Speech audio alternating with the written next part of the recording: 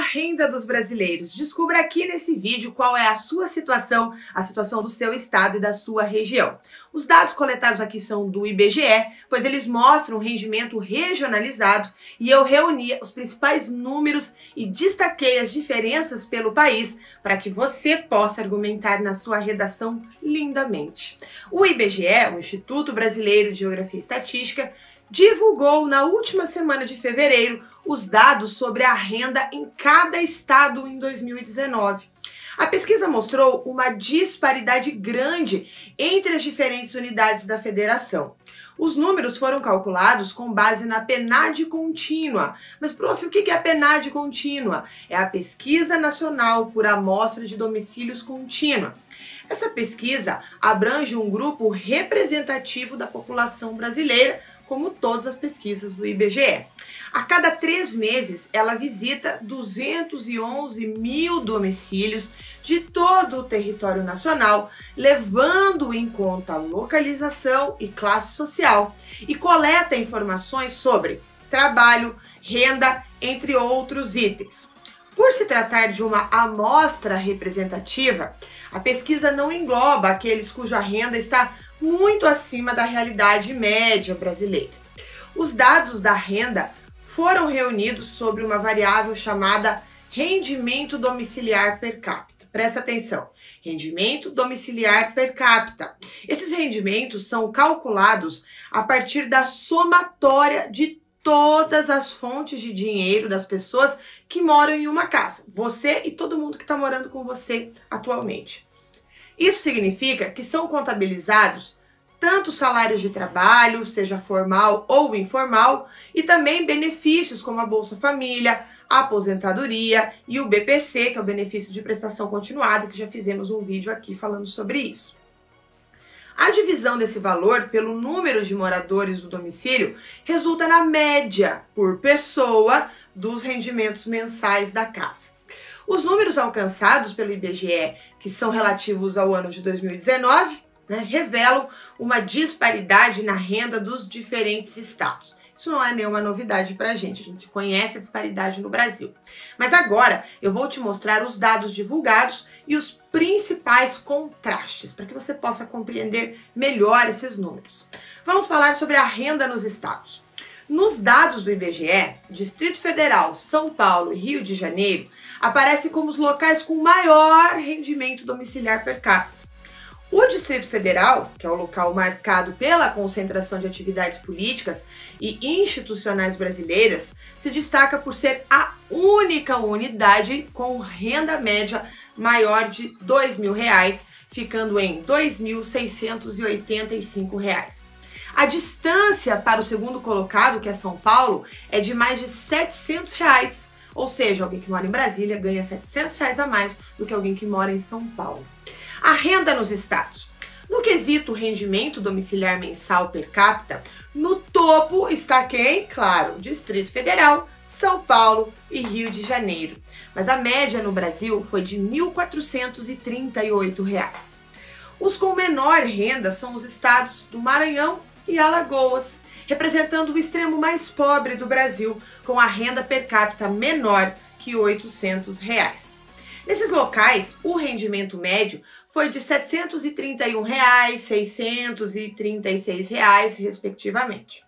O Pará também teve rendimento próximo a R$ 800, ficando em R$ 807 ao mês. Quer entender melhor as disparidades regionais? Então, olha só. Além de mostrar as distâncias entre cada estado, os números do IBGE revelam disparidades expressivas entre as regiões brasileiras no ano de 2019. Em especial, fica evidente o menor rendimento por pessoa em estados do Norte e do Nordeste. A renda domiciliar per capita dos 3 estados da região Sul, que é o Paraná, Santa Catarina e Rio Grande do Sul, e de São Paulo e Rio de Janeiro, na região Sudeste, são maiores do que R$ 1.600, enquanto todos os estados da região Norte e parte do Nordeste, a renda domiciliar vai de R$ 800 e não ultrapassa os R$ 1.200. Lembrando que o Maranhão e Alagoas têm renda per capita menor que R$ 800. Vamos falar das diferenças regionais? Porque todos os estados do Norte e o Nordeste tiveram rendimentos per capita menores que os estados do Sul, Sudeste e Centro-Oeste em 2019. Isso significa que os 16 estados do Brasil com menor renda domiciliar per capita foram os 16 estados pertencentes ao Norte e ao Nordeste. Da mesma forma, as 11 unidades com maior rendimento em 2019 são as que compõem o Sul, Sudeste e Centro-Sul. Vamos entender a situação do Maranhão? Porque você deve estar se perguntando, mas o que acontece com o Maranhão? Bom, então se o Distrito Federal se destaca pela distância em relação ao estado com o segundo maior rendimento, que é São Paulo, o Maranhão aparece no polo oposto. Então o rendimento médio per capita em um domicílio maranhense em 2019 foi quase R$100 menor que o penúltimo estado listado no levantamento, que é o estado do Alagoas. A situação díspar do Maranhão fica ainda mais evidente em algumas comparações com o restante do país.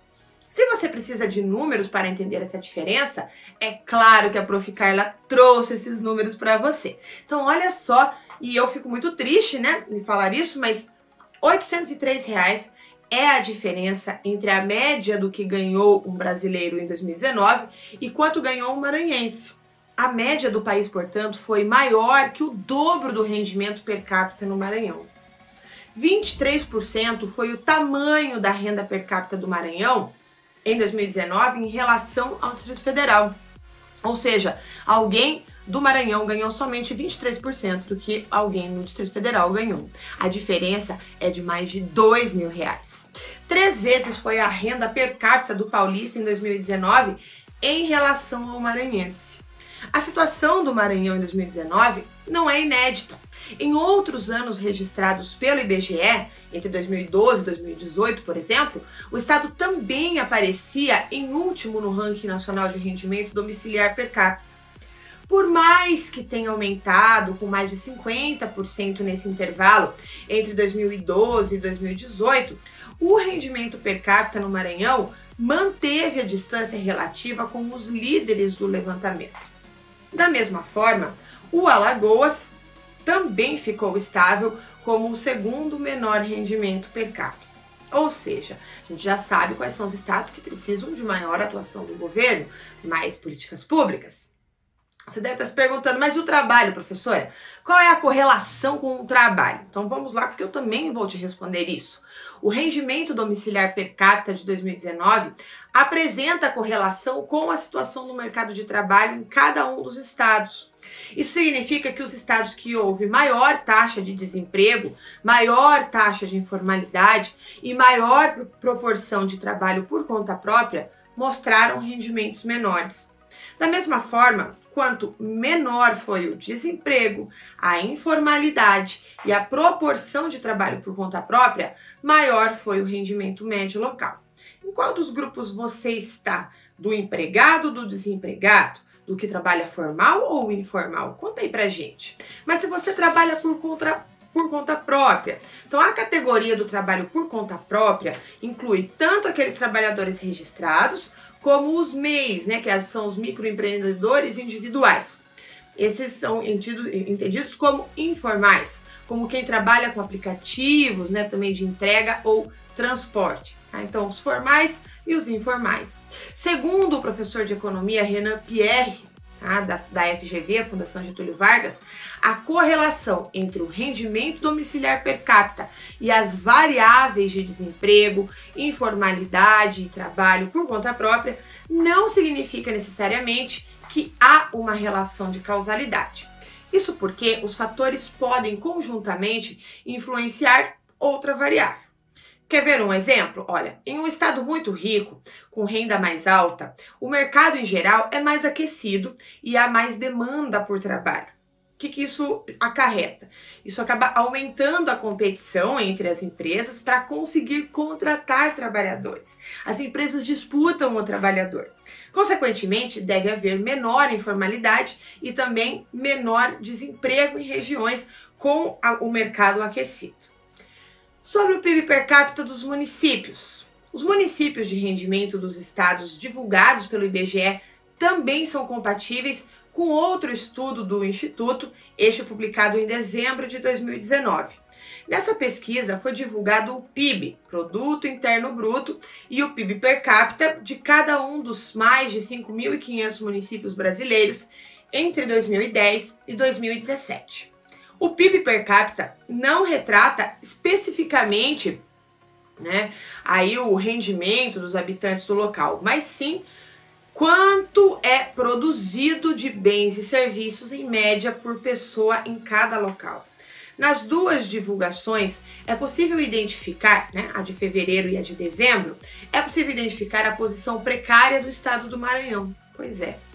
Então, além de ter o rendimento domiciliar médio mais baixo do Brasil em 2019, o estado também teve 8 municípios entre os 10 menores PIBs per capita do Brasil.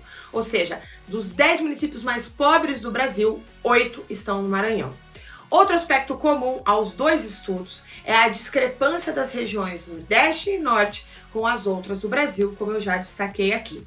Um levantamento feito pelo jornal Nexo, com base nos números do IBGE, publicado em janeiro de 2020, mostrou que dos 500 municípios brasileiros com menor PIB per capita em 2010 e 2017, cerca de 90% estavam localizados no Nordeste.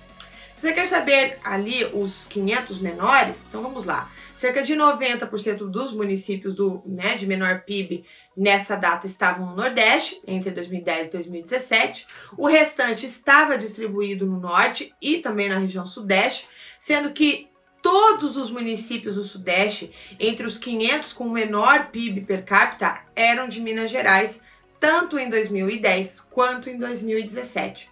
Esses municípios estão majoritariamente localizados no norte de Minas Gerais e na região do Vale do Jequitinhonha, região aí conhecida por ser uma região muito pobre no Brasil. Diante desses números, chegamos à velha discussão da desigualdade social no Brasil. Se você quer entender melhor o assunto e saber como argumentar numa redação que aborde o tema, então segue esse vídeo, porque agora nós vamos falar sobre isso. A desigualdade social é um tema presente desde a escola, quando se colocavam as diferenças econômicas e de tratamento na sociedade, até a faculdade, onde se aprofundam os conhecimentos sobre a área. Mas afinal, o que é e como surge a desigualdade? Você precisa saber disso para ir para sua prova de redação bem tranquilo. Então vamos tentar explicar aqui um pouco das origens desse mal existente desde os primórdios da humanidade. Não é um problema só do Brasil, não. É da humanidade. Primeira coisa, o que é desigualdade social? A desigualdade social é um processo existente dentro das relações da sociedade, presente em todos os países do mundo, faz parte das relações sociais, pois determinam um lugar aos desiguais, seja por questões econômicas, de gênero, de cor, de crença, de círculo ou grupo social. Essa forma de desigualdade prejudica e limita o status social dessas pessoas, além de seu acesso a direitos básicos como acesso à educação, à saúde de qualidade, o direito à propriedade, direito ao trabalho.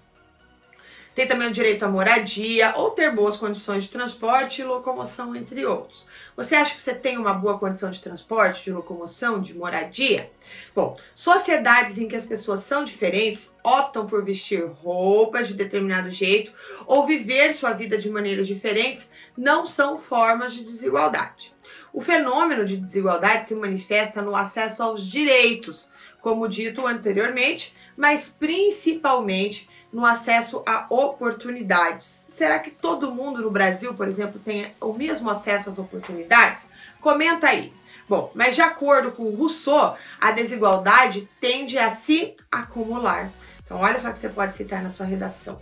Logo, determinados grupos de pessoas de classes sociais e econômicas mais favorecidas têm acesso a boas escolas, boas faculdades e, consequentemente, bons empregos. Ou seja, vivem, convivem e crescem num meio social que lhe é disponível. É um ciclo vicioso. Esses grupos se mantêm com seus privilégios e num círculo restrito, relacionando-se social e economicamente por gerações a fios. a fio. Tanto é que eles se casam, né, entre si. A grande questão é o que fazem aqueles que estão à margem dessa bolha social? É uma pergunta boa, não é? O que você acha sobre isso? Vamos falar sobre a perpetuação da desigualdade. As pessoas que são marginalizadas sofrem os maus efeitos da existência dessas bolhas sociais e econômicas sem lhes ser concedidas oportunidades de vida, de estudo e de crescimento profissional da mesma maneira que as outras pessoas. Nesse sentido, quem é da família pobre tem menos probabilidade de ter uma excelente educação, uma excelente instrução. Assim, com baixo nível de escolaridade, terão destinados a si certos empregos, vamos dizer assim, sem grande prestígio social e com uma remuneração, consequentemente, modesta, mantendo seu status social intacto. Ou seja, ele não se movimenta, não existe mobilidade social ou baixa mobilidade social. Por essa razão, a meritocracia, por muitos, pode ser considerada um mito. Nesse sentido, por quê? Porque não há como clamar que uma classe social alcança bons efeitos por mérito frente a outra que sequer consegue acessar as mesmas oportunidades. Um princípio do direito prega em tratar os iguais como iguais e os desiguais como desiguais, com o intuito de reconhecer como a força das vivências, dos locais, de origens, né, e da vida social tendem a se manter os mesmos por décadas. E aí, você acredita na meritocracia nessa circunstância? Comenta aí no nosso vídeo. Agora, Carla, como surge a desigualdade social? Porque vários teóricos e pensadores buscam entender esse fenômeno que assola boa parte dos países do mundo hoje.